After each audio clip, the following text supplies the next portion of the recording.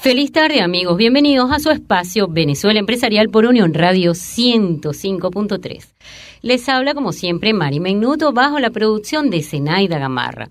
Les vamos a invitar desde ya a seguirnos, @BE-Piso-Empresarial, @BE-Piso-Empresarial, y a ingresar a www.venezuelaempresarial.com.be. En ese portal, que es de noticias únicamente y exclusivamente empresariales y del sector productivo, usted puede conocer el acontecer productivo del país, porque nosotros respaldamos a las empresas con el poder de la información. El tema de hoy, amigos, trata sobre las emociones en Venezuela. Cómo lidiar con la tristeza, la depresión, la desesperanza, la angustia que tenemos los venezolanos. Llevamos 18 años en un vaivén emocional, con ciclos emocionales dramáticos, una espiral de emociones. A los venezolanos ha tocado lidiar con múltiples situaciones que están afectando a hombres, mujeres, niños, ancianos, a todo el mundo, sin distingo de ningún tipo, ni de edades, ni de sexo, ni de clases sociales, ni de niveles culturales. Aquí todo el mundo está deprimido. Y de repente agarramos un poquito de esperanza, un poquito de ánimo, un poquito de emoción, y de repente otra vez nos deprimimos nuevamente. Se puede decir que son como tormentas depresivas que impactan a todo el mundo, todo el mundo. Todos sabemos de sobra cuáles han sido estas causas, escenarios políticos, escenarios económicos y sociales que vienen a invadir nuestro ámbito familiar, nuestro ámbito personal de los venezolanos. La política, por una parte. La política, ha entrado en nuestros hogares, ocasionando conflictos entre padres e hijos, entre parejas, entre hermanos, entre, de repente, cuñados. Alguien piensa diferente y entonces pensar diferente ahora es todo un delito, toda una tragedia. Al parecer, pensar diferente es incluso un delito, Esto ha producido un fenómeno de polarización de la sociedad porque opone ideologías y eso ha causado altos niveles de confrontación, altos niveles de rechazo, de diferencias que a veces son insostenibles y que incluso han puesto a personas de la misma familia a no hablarse, no nos hablamos más. Por el lado económico, los embates han sido totalmente devastadores. Pues trabajar ya no es una garantía de que vas a alimentar a tu familia, porque el dinero, por supuesto, y esto es algo que se dice todos los días, cada vez alcanza menos. El mercado que hacemos en nuestras familias cada mes lleva menos productos a nuestras mesas. Estamos en una especie de economía de subsistencia, ¿no? De que por lo menos vamos a sobrevivir con lo poquito que nos rinde el trabajo que hacemos. A veces apenas nos sirve, nos alcanza para cubrir las necesidades mínimas, las necesidades básicas. Y sin embargo decimos, wow, por lo menos pude hacer un mercadito, pude medio pagar los servicios. Y por supuesto, ni hablar de colegio, de seguros médicos, de alguna emergencia, de algo que se te daña en la casa. Ya eso es una tragedia mayor y por supuesto eso también contribuye a ese estado anímico. Hoy mantener a una familia se ha convertido en toda una odisea, pero una odisea para todo el mundo, para un vigilante, para un presidente de empresa, para el que tenía un negocio. Muchas veces ha pasado y hemos oído casos a diario de empresas que cierran, de personas que pierden sus trabajos, de gente que cierra la Santa María de sus comercios porque ya no puede seguir, quiebras de negocios por doquier. Hay gente que ha tenido que vender sus casas para poder seguir viviendo y se ha ido a mudar a casa de alguien, de un familiar, ha alquilado algo más pequeño, porque así de grave está la situación económica. Han vendido sus carros, han vendido equipos. Yo escucho mucho a familiares, amigos que dicen, mira, me he puesto a revisar en la casa qué es lo que no estoy usando, qué es lo que no necesito, a ver si vendo una laptop, si vendo una arrocera que no uso, y entonces con eso pues más o menos lidiar con esta crisis económica. Eso también, ¿qué más? Hay una crisis de salud que cada día, por supuesto, toca más a las familias venezolanas. Y de hecho, conocemos amigos de hace años ya que teníamos crisis de repente con los hijos de salud, que tú decías, lo tengo hospitalizado, pero no existe en esta clínica el medicamento. Si eso fue hace años, imagínense ahorita. Ya llevar a un niño a un servicio de emergencia es saber que de repente no va a haber el antibiótico, no va a haber la medicina que están necesitando y entonces empieza otra tragedia de empezar a buscar por doquier lo que necesita la clínica para administrarle a nuestros hijos en esas salas de emergencia que cada día, pues por supuesto, son más parecidas a hospitales que a clínicas. Esa crisis de salud han cobrado muchísimas vidas, otros casos graves y tristes, muchas muertes por desnutrición, muchos niños abandonados que ingresan a casas hogares porque las familias ya no pueden mantenerlos. Eso es un caso dramático, muy triste. Incluso ya no se trata solamente de bebés recién nacidos, de abandonos hospitalarios, sino de niños más grandes. En estos días supimos de niños de 8, 9, 10 años que están abandonando, que están dejando en casas hogares porque las familias sencillamente pues ya no pueden mantenerlos y ya son muchos los días que pasan esos niños sin comer. Más recientemente hemos vivido el dolor de casi 150 personas asesinadas durante manifestaciones en protesta, hogares enlutados y una población que ve afectadas sus emociones por tanto daño. Esos daños que, bueno, decimos que en algún momento los relataremos como experiencias vividas, pero qué duro significa ahorita vivir esas experiencias.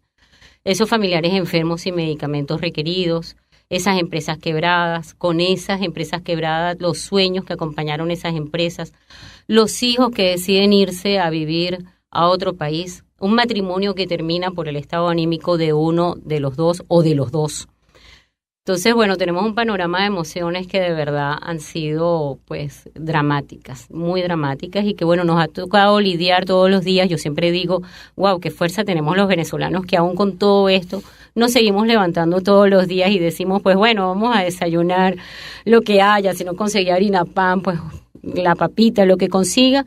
Y vamos a seguir trabajando, vamos a seguir luchando, vamos a seguir teniendo esperanza, vamos a seguir apoyándonos en nuestros familiares, vamos a seguir sintiendo amor.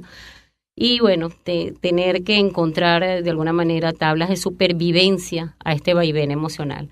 Hoy tengo en cabina como invitado a un gran amigo, a un mentor, a Arnaldo García Pérez, psicólogo social, consultor de empresas, director de DTG Consultores y que va a ser facilitador de un evento muy oportuno, propicio. Yo digo que bueno, qué bueno que se le ocurrió a Arnaldo esto, ¿qué hago con esta angustia? Eso va a ser el jueves 31 a las 5 de la tarde. Correcto. Bienvenido, Arnaldo. Gracias, Mari. Un placer estar aquí, un honor y un gusto el que podamos compartir una cabina los dos y hablar de este tema. Bueno, te estaba oyendo y ya yo quería salir corriendo, compré un pasaje para irme del país. ¿Verdad? Sí, ese es el panorama dramático que estamos viviendo y bueno, la gente tiene como que pareciera que tenemos pocas opciones, ¿no? Posiblemente hay cosas que nos afectan a algunos más que a otros.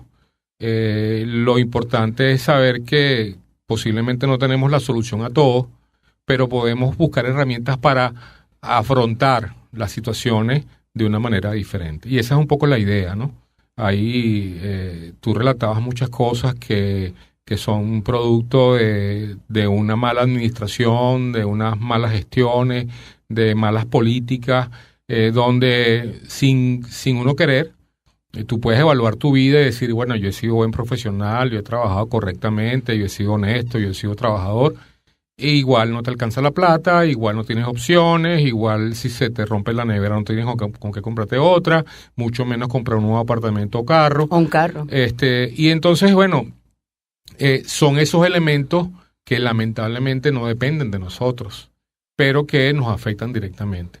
Ahora, yo tengo dos opciones, o me deprimo y me enfermo y me acuesto a dormir y no me quiero parar más porque no tengo opciones, porque no puedo comprar las cosas igualito, o busco la manera de surfear esa ola, levantarme y hacer de mi vida lo mejor que yo pueda con lo que puedo.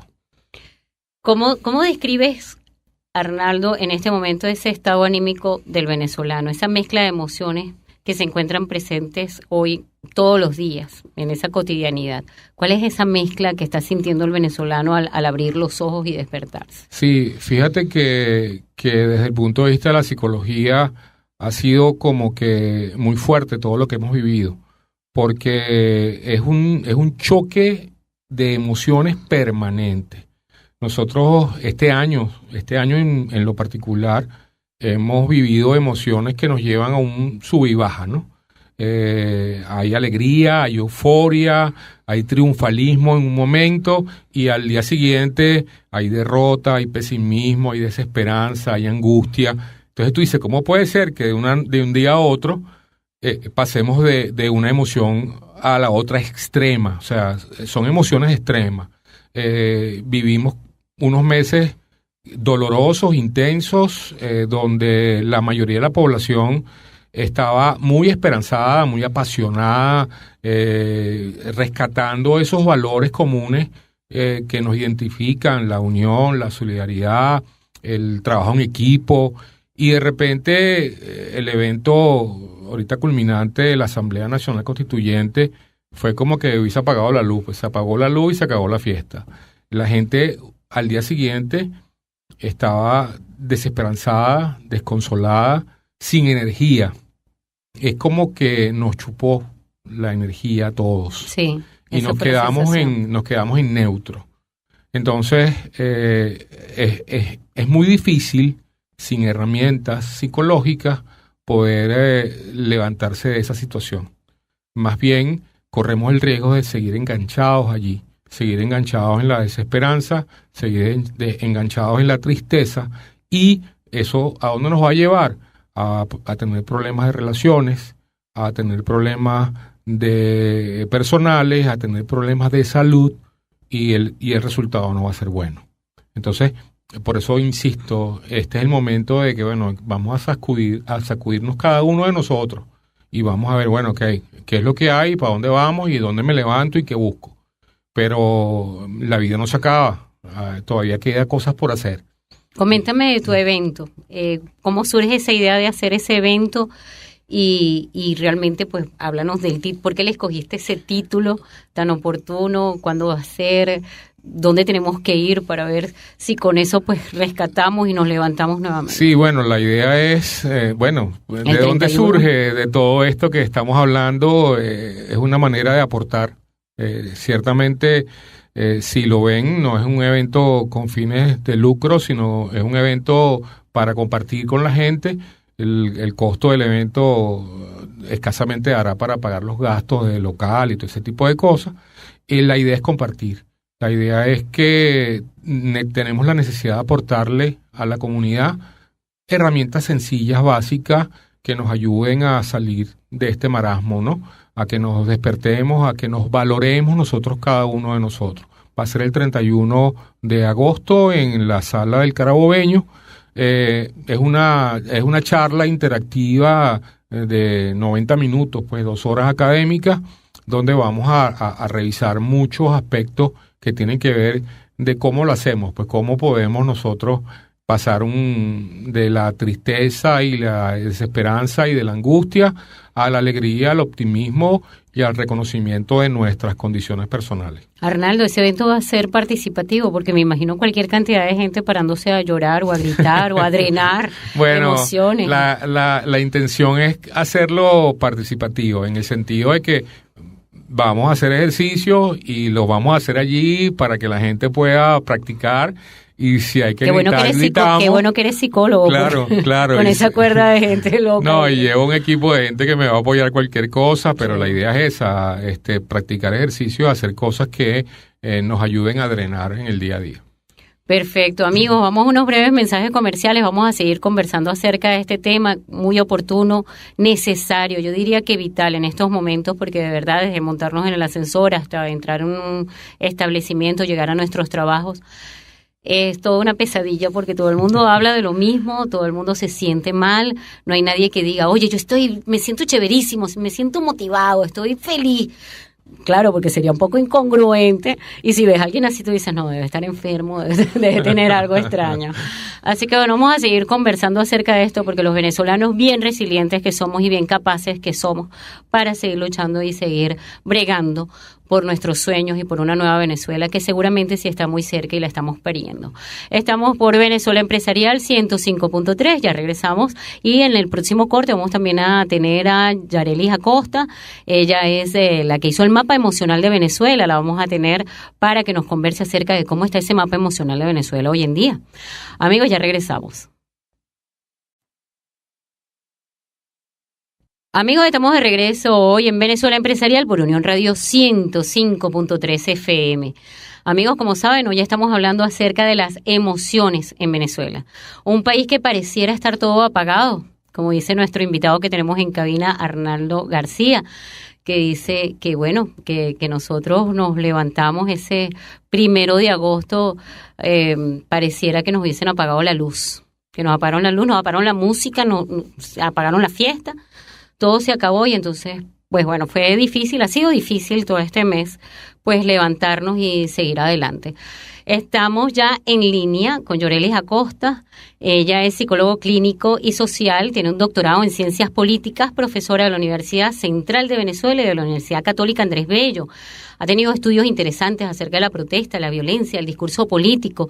Y bueno, ya en alguna oportunidad la entrevistamos en este espacio acerca de algo de lo que quiero conversar también hoy con ella, mapa emocional de Venezuela. ¿Cómo está ese mapa emocional de Venezuela? Bienvenida, buenas tardes, Yarelis, ¿cómo está? Hola, buenas tardes. Bueno, muchísimas gracias por la llamada y la posibilidad de dejar algunas certezas, unas luces de lo que está pasando en Venezuela. Y yo lo veo exactamente así.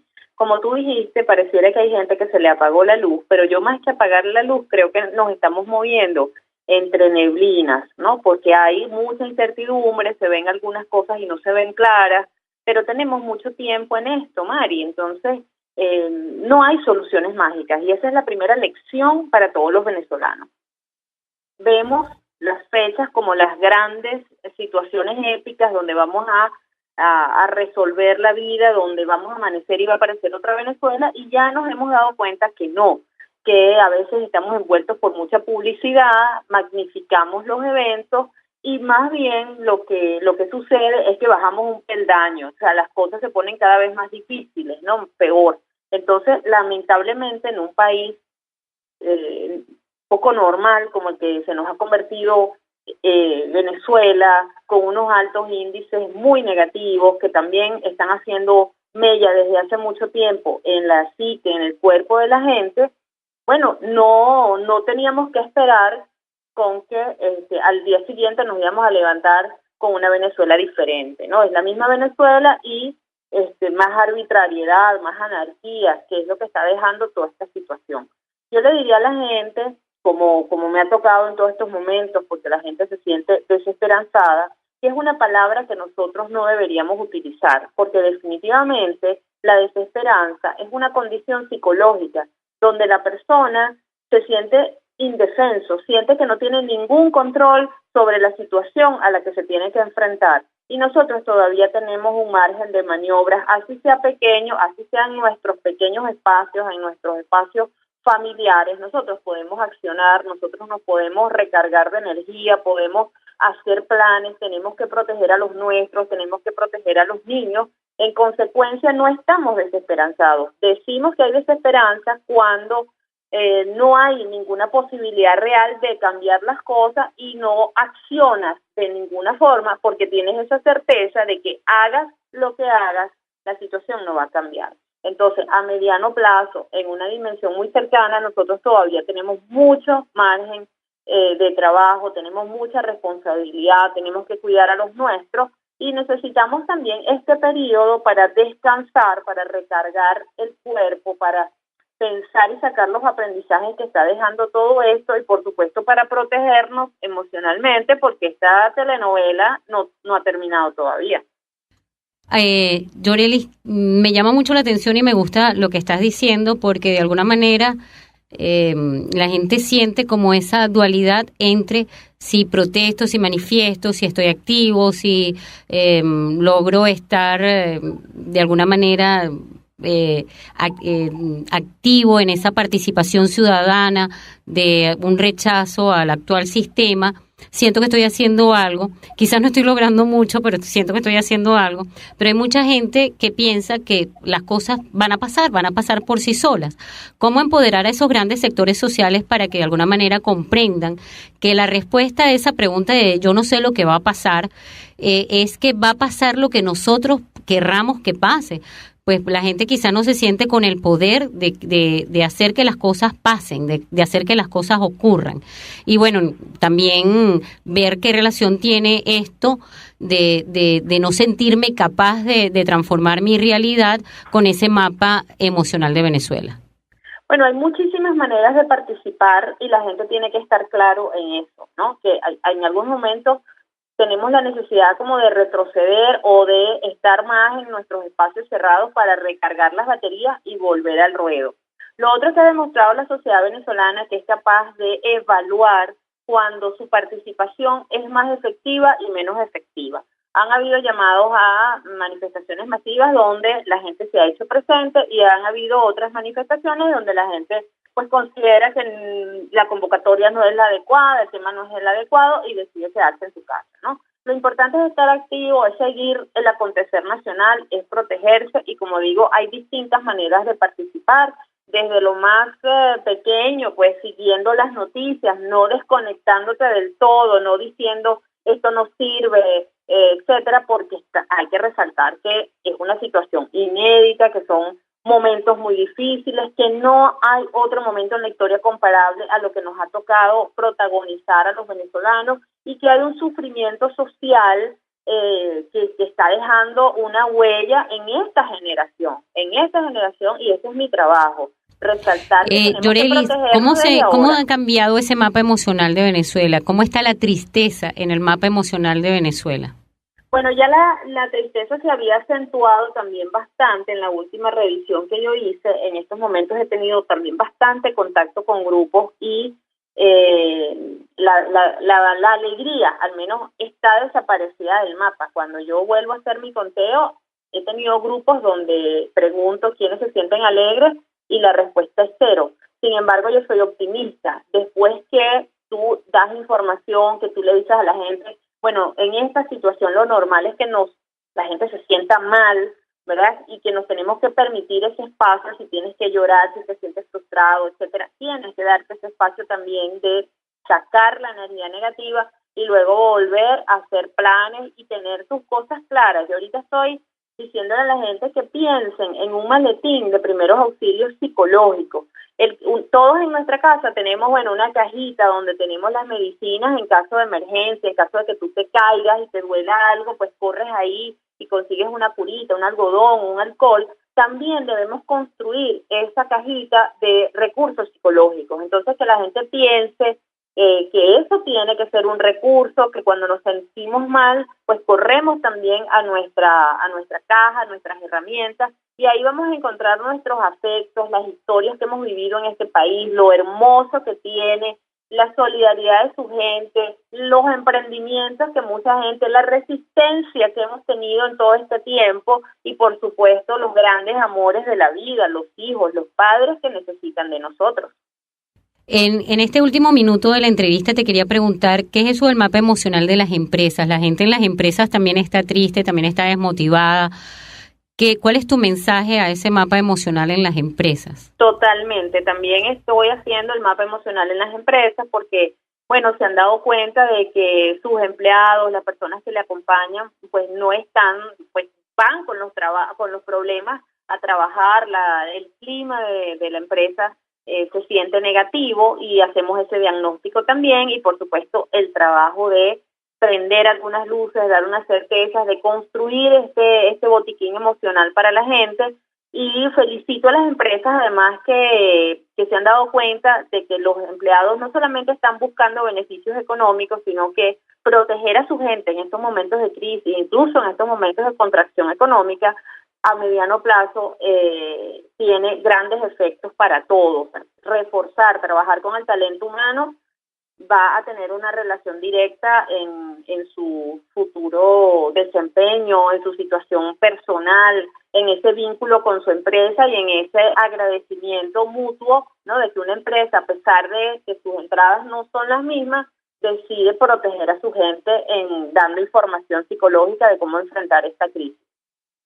Yorelis, ¿cuáles son tus cuentas, tus redes sociales, tus contactos para que las personas puedan establecer contacto contigo y apoyar sus procesos empresariales en este momento país tan difícil?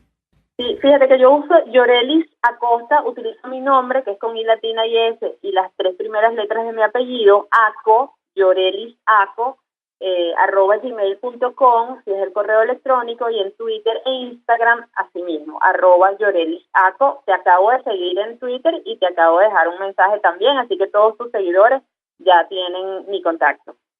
Muchísimas gracias, Yorelis, y bueno, estaremos pendientes de cuál es ese mapa emocional en Venezuela y mapa emocional en las empresas, porque ciertamente la gente se lleva las emociones a su trabajo, eso es evidente.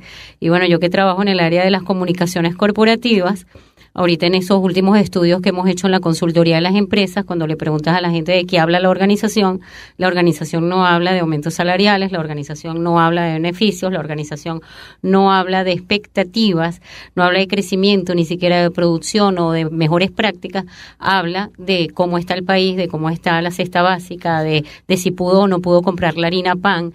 Y ciertamente yo comparto esa visión de Yorelis Acosta, de que las empresas deben tomarse su tiempo, invertir sus energías en cuidar a esos colaboradores que están pasando por una situación tan difícil como la que estamos pasando todos los venezolanos, y por supuesto esas son las emociones que se plegan a las empresas. Arnaldo, ¿qué opinas tú de ese tema? Estoy completamente de acuerdo con tu invitada. Nosotros en DTG Consultores tenemos un programa que llamamos Bliss, donde sentimos que la necesidad de las empresas en este momento es empoderar al trabajador y en convertirse en un oasis para el trabajador. Que el trabajador sienta que llegar a la empresa es escapar un poco de las realidades. Yo no hago nada con un trabajador desmotivado y frustrado llegando a la empresa a hacer lo mismo. Claro. Yo tengo que ofrecerle al trabajador un ambiente agradable, apoyo, solidaridad, y de ser posible también abocarme a darle apoyo a la familia del trabajador. No hay nada que enganche más a un trabajador que él vea que la empresa donde él está se preocupa por él y los suyos. Entonces, en este momento, con todas las dificultades que hay, el empresario tal vez no hace falta tanto el aumento de sueldo como estamos hablando o algunos otros beneficios. Yo tengo una experiencia de una empresa que detectó que sus trabajadores no se estaban alimentando bien, y decidió, además de sus bonificaciones de Cestatic y ese tipo de cosas, todos los días le regala una sopa al trabajador. Y eso ha sido el agradecimiento que se produce por ese gesto es muy importante. Así como tengo otras que toda la semana le compran 1 kilo de queso, 1 kilo de carne a todos sus trabajadores y de alguna manera colaboran con ellos. Entonces, esa sensibilidad hacia la persona va a ser recompensada en algún momento. Sin embargo, en estos trabajos de las empresas, también es importante ver que muchas empresas, muchos colaboradores dicen, cuando yo llego a mi empresa, llego a una isla, pareciera que esa isla no está en Venezuela, aquí trabajo, ocupo tiempo en actividades productivas, eso por supuesto ya te cambia el panorama mental de estarte ocupando en algo que sea productivo, que sea interesante, que te lleve un buen tiempo de trabajo. Sin embargo, también podríamos ver que la atención que hay que tener en las empresas hacia ese colaborador y hacia sus emociones tiene que ser muy de cerca, muy empático, porque tampoco sentirse en una isla desconectado pudiese ser todo lo favorable ni para la empresa ni para el colaborador, porque Cierto. Entonces es como incongruente, es como incoherente que yo esté aquí en una actividad normal. No estamos hablando de convertir las empresas en Narnia. No, ¿verdad? Esa no es la idea. Fíjate que, y no quiero entrar en honduras políticas porque no es el tema, pero cuando tú ves el panorama político del país, tú te das cuenta de que hay un grupo que ha manejado una filosofía única y que desde el más alto líder de ese grupo hasta el más humilde, todos hablan bajo un mismo principio. Del otro lado no pasa lo mismo. Y cuando tú te metes dentro del mundo de las empresas, te das cuenta de que las empresas no preparan a su gente para la realidad que estamos viviendo. Claro que no. Entonces, y perdemos una herramienta. Perdemos una herramienta para que el trabajador tome conciencia de lo que es la verdad, de lo que es la realidad, de lo que son los valores. Entonces, nosotros como empresarios tenemos una responsabilidad mayúscula en estos momentos, sí, y debemos asumirla. Hay gente que me dice a mí, y me ha tocado con empresarios que se ponen bravos, porque dice, bueno, pero ¿qué te crees tú? Nosotros no somos el Estado. Pero en este momento yo creo que hay que sustituir al Estado en ese sentido. La empresa tiene una responsabilidad de formar a su gente, de enseñar a su trabajador, no solamente el tema técnico o metodológico, sino el tema humano y social. Amigos, vamos a unos breves mensajes comerciales y vamos a regresar conversando acerca de esto, tema tan importante, las emociones en Venezuela, cómo lidiar con esta angustia, cómo vivir con esta angustia país. Ya regresamos por Venezuela Empresarial. Amigos, estamos de regreso hoy en Venezuela Empresarial por Unión Radio 105.3 FM.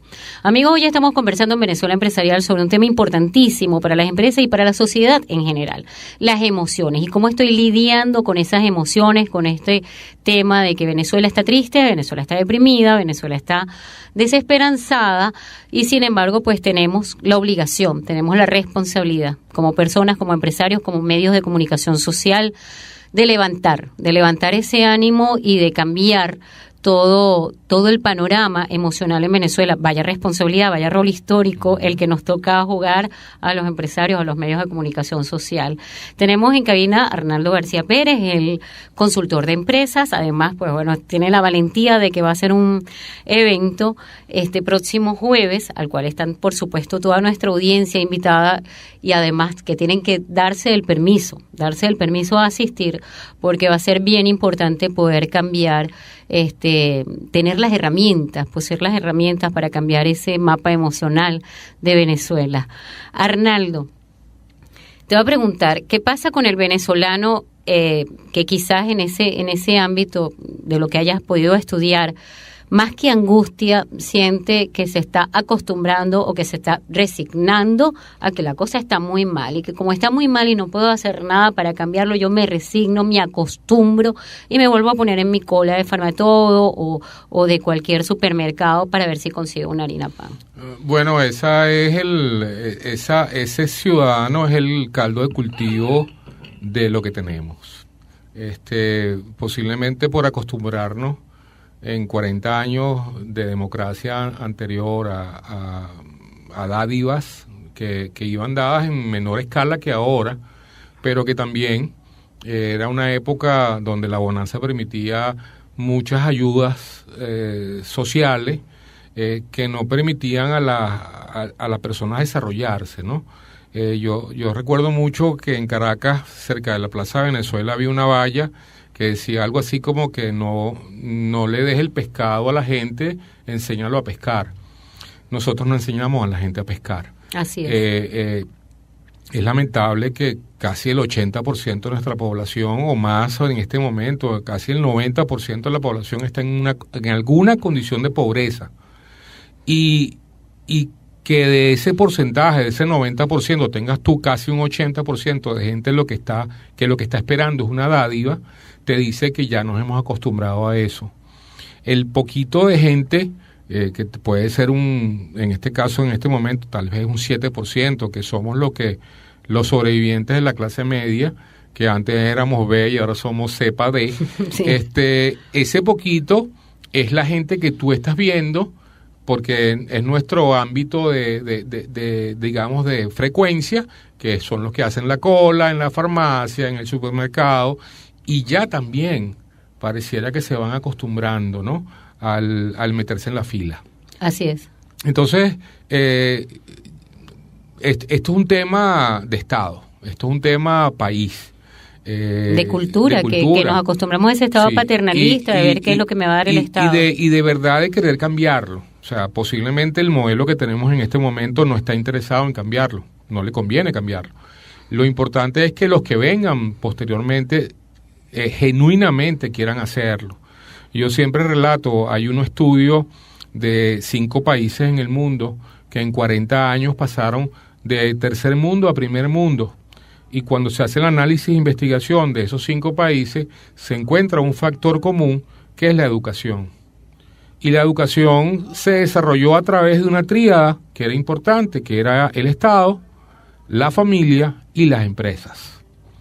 Se hicieron acuerdos para que tanto el Estado con sus políticas desarrollara campañas y programas educativos de alto nivel, donde un maestro y un profesor pasa por un concurso y es educado y es el mejor pagado de la sociedad. Una sociedad meritocrática. Claro.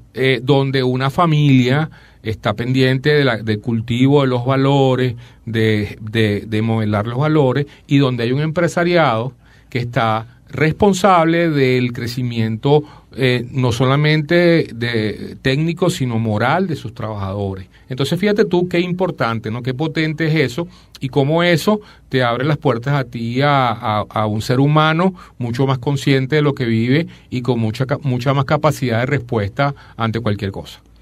Sí, con eso que estás diciendo me parece totalmente cierto que en esos 40 años pasó, describes exactamente lo que sucedió, y estos 18 años han sumado a esa dependencia del Estado, a ese de lo que yo tengo o lo que yo puedo obtener es lo que el Estado me va a dar. Así es. A ver a qué es lo que tengo derecho, y esa conciencia, esa cultura está inmersa en las organizaciones. De hecho, la misma figura del patrono. Y esos son los conflictos laborales, los sindicatos que dicen que bueno, que no importa que haya crisis o que la situación esté mal, yo quiero mi plan vacacional para los niñitos, yo quiero seguir teniendo expectativas muy altas, que aunque le generen costos altos a la empresa, que si el plan vacacional no tiene el bolsito, pues no quiero, porque no, ¿para qué? Porque a mí me dijeron en el contrato colectivo que mi plan vacacional iba a ser con todas esas características. Y no hemos sembrado la conciencia de que realmente lo que nosotros tengamos es lo que nosotros nos hagamos, lo que nosotros nos produzcamos. Y posiblemente ese trabajador está viendo la línea de producción parada. Así es. Y que tiene días paradas, y que su empleador no ha dejado de pagarle su sueldo con todo y que la línea está parada y no se está produciendo, y sigue demandando cosas. Así es. Porque entonces es un nivel, es una distorsión, es un mundo bizarro, es un mundo al revés. Entonces allí es donde eso se produce. ¿Por qué? Por una falta de educación. Claro. O sea, ese trabajador no tiene conciencia de lo que está pasando. Así es. No sabe las implicaciones de lo que pasa. Y muy responsables somos los empresarios de ese tipo de situaciones. Claro. Porque hay falta de comunicación. Hay falta de entrenamiento en lo que es el sistema, en explicarle a la gente lo importante del flujo del proceso productivo de la empresa, y que la gente asuma cada quien su rol y su valor. Eso pasa en otros países, y en cada línea de producción somos responsables y somos cuidadosos. Aquí no nos importa que la empresa esté mal, yo quiero seguir recibiendo mis beneficios. Así es. Y sin percatarnos de que lo que le afecta a la empresa me afecta a mí. Uh-huh. Y que lo que le beneficia a la empresa me beneficia a mí directamente. Eso es proporcional. Arnaldo, ¿qué diferencia esas emociones de los que han participado de una manera activa en las protestas, han manifestado desacuerdo, descontento, han luchado en todas esas batallas? Aquellos que han sido espectadores desde el cómodo, vamos a ver qué es lo que pasa, o son esos famosos guerreros del teclado. Yo pienso que todos, por lo que veo de lo que he podido analizar de la sociedad y de las personas que nos rodean, pienso que todos están deprimidos, pero de alguna manera el que ha estado activo, el que ha protestado, siente quizás pues menos ratón moral que aquellos que no han hecho nada y que dicen, bueno, yo me lo gané porque no hice nada para cambiar las cosas. Yo creo que todos, de alguna manera, todos estamos en el mismo saco de la desesperanza, ¿no? Sí, posiblemente aquel que sacrificó su tiempo, sus recursos, que se entregó bajo la ilusión de que también, y hay que ser honestos, que también nos vendieron de que estábamos cerca, de que faltaba poco. Faltan días, y estamos a punto. Eso generó una expectativa que no fue sana, pues. Entonces, bueno, allí también hay un tema de liderazgo, hay un tema de honestidad en las expectativas y nosotros como seres pensantes tenemos que estar claros en eso. O sea, sí, es verdad, la cosa parece que está cerca, pero ¿cuán cerca está o cuándo no está? Yo creo que todos nos dejamos llevar por la emoción que nos generaron y no nos percatamos de que no era la realidad tan cercana como pasaba. Entonces, claro, el golpe fue mucho más fuerte, ¿no? La caída fue más fuerte. Mucha gente debe haber pensado quizás que perdimos el tiempo. Algunos pensarán que perdieron ese mes que protestaron o ese mes y medio que protestaron. Muchos pensarán que han perdido 18 años porque mucha gente ha estado de alguna manera manifestándose o en esa resistencia durante 18 años. Resistencia a un sistema que no me parece el más conveniente para el desarrollo del país y para el desarrollo de nuestros hijos y para la libertad y las garantías individuales de las personas. Sí. ¿Qué hago con esa sensación de quizás perdí el tiempo? Yo creo que lo que más genera tristeza es la pérdida de las vidas humanas. Claro. O sea, el tema, tú puedes haber perdido tiempo, pero muchas familias perdieron sus seres queridos, sí. Y tantos jóvenes que se perdieron en una actividad que, bueno, tiene sus fines y tenía sus fines, pero que al final del cuento, si tú sacas ahorita un balance del debe y el haber, no va en concordancia, ¿no? Ese costo fue muy grande. Muy alto para lo que estamos consiguiendo. Sin embargo, no han sido en vano, porque seguramente han sido parte del proceso de ir sacando a Venezuela, de ir pariendo una Venezuela diferente. Sí, no, definitivamente yo sí coincido en que va a haber un momento en el cual no hay más camino, sino que el único camino es el cambio.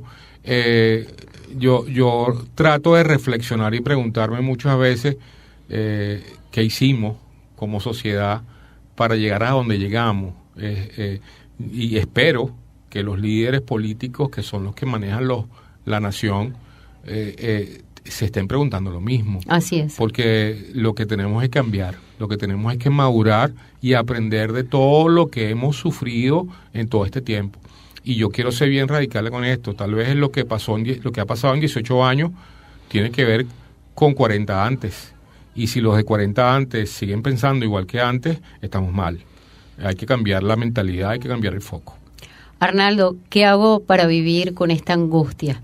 Y más allá de eso, ¿cómo hago para mentirle a mis hijos o mostrarle una realidad diferente? Yo creo que incluso he puesto en mi Twitter ese parecido, ese símil con la película La vida es bella, donde le ponemos a nuestros hijos todo un teatro para que piensen que la vida es bella, pero los sacas a la calle y ven a personas y a niñitos comiendo de la basura, sí. Ven muertes, ven aflicción dentro de las familias porque no hay medicamentos para salvar a una tía. Está difícil, ven policías disparando, ven incluso, me ha tocado con mi chiquita que salimos a la calle y vio a estos funcionarios del SEBIN que están, tú sabes, con esos pasamontañas, los fusiles de armas largas. ¿Qué pasa con ese miedo? ¿Cómo hacemos, no solamente para vivir con mi angustia, sino además con esa angustia que se le está generando a los niños? Sí, bueno, voy a hacer la cuña. Difícil, ¿verdad? Bueno, con esta angustia, ¿cómo vivo? Bueno, hay que tener herramientas. Definitivamente lo que los invito es que vayan el jueves al Teatro del Carabobeño a las 5:30 de la tarde. Vamos a tener allí, vamos a trabajar herramientas sencillas. Vamos a aprender a reconocer qué puedo hacer yo y qué no puedo hacer yo, qué puedo cambiar yo y qué no puedo cambiar yo. Eso es lo importante. Hay cosas que no dependen de mí. Entonces, esas cosas que no dependen de mí, que me afecten pero que no me perturben, y las que dependen de mí, cambiarlas. Buscar la manera de cambiarla. Eso creo que es lo importante. Arnaldo, ¿cómo hace la gente puede ir directamente al Carabobeño o tiene forma de inscribirse? La idea es que vaya